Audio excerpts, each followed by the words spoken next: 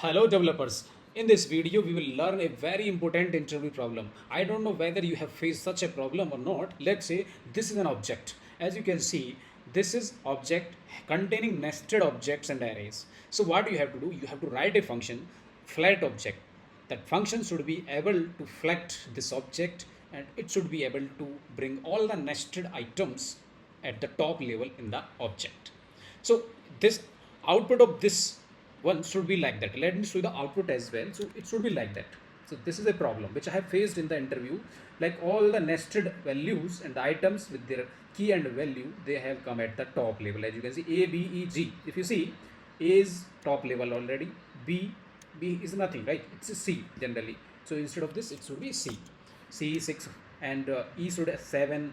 Let's say E is 7, right? G8. If you see the G8, so it should be like that. All the nested items should be at the top level. Let's complete this function, my flat object. So this is the function where we will complete, let's say, function. So you will get the object here, right? So what should be the first condition to handle? Let's say if this object, because you can give number of test cases as an input, it should be empty object and it should be some primitive type instead of an object. You can pass just a string or number. So we have to handle such cases. First condition should be for checking whether your object is empty or not. Object.keys, if you know this function, if I pass object here, if I check the length here, if it is equal to 0, that means your object is empty. And second condition what you have to handle, if type of this object is not equal to the, let's say, not equal to the object itself, that means it should be a primitive type. Because if it is a primitive type, if I pass a number here, a string here, or some symbol here, so it is not going to be an object, right? If I pass array and object, the type of array and object is object itself, so it should not check in this condition. If it is like that, just return object itself. If it is not a proper object and array, we should return it as it is. So this is the first condition which you have to write. And the second thing, you have to check whether array dot is array. If it is an object, if this object is an array, in that case we will handle this condition for arrays. If it is not, if it is an object, we will handle this condition. It's very simple now. So what do you have to do here? If it is an array, if it is an array like this, if it is an array, in this case again you have to check if there is any nested object or not. So what you can do, let's say has nested array, right?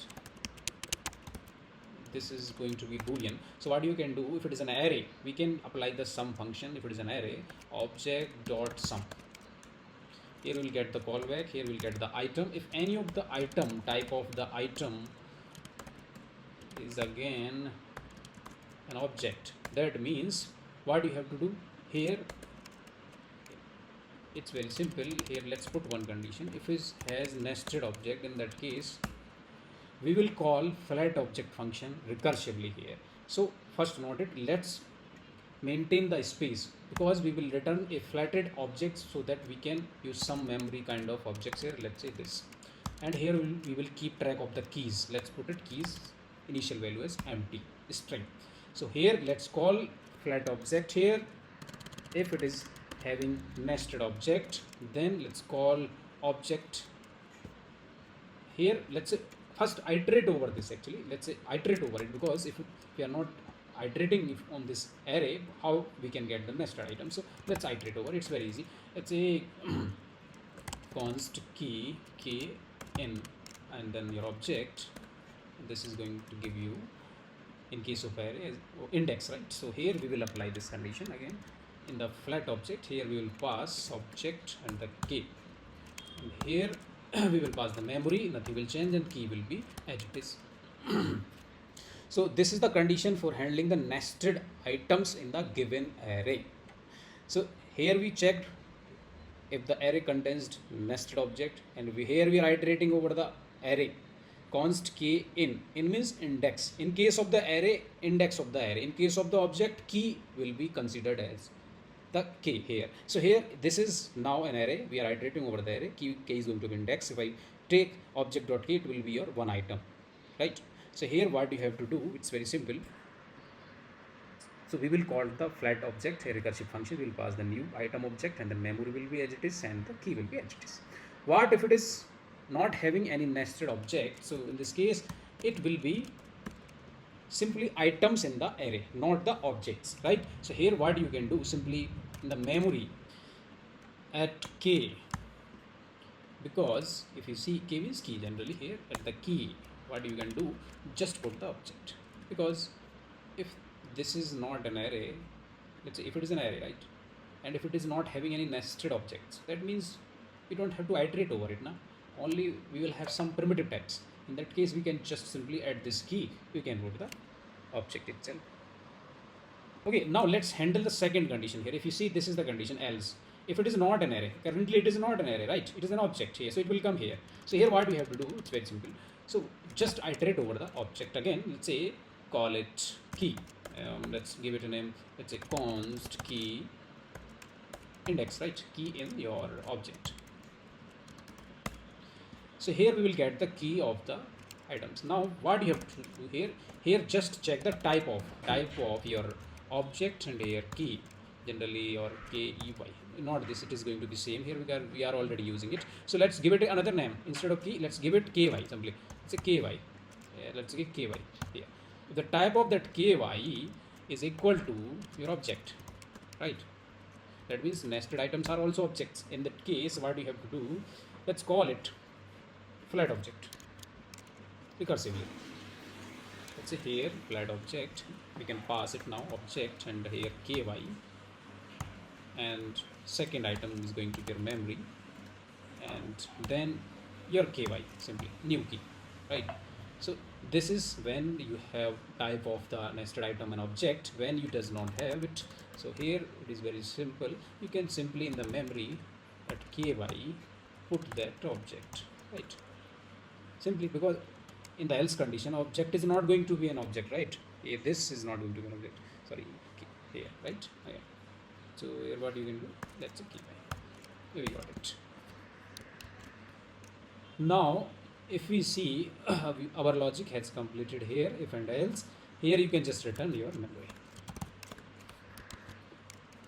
Now let's just test it whether we will get the output or not, but the logic seems fine now until